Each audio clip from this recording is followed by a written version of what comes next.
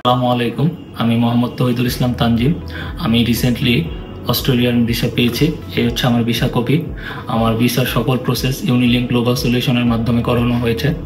আমি মূলত university of Newcastle থেকে প্রি মাস্টার্স কোর্সে যাচ্ছি এবং আমার পিটি স্কোর ছিল 56 এবং আমার এর জন্য আমার ইউনিলিঙ্কের কাছে আমি থ্যাঙ্কফুল এবং ইউনিলিঙ্কের এভরি মেম্বাররা খুব হেল্পফুল।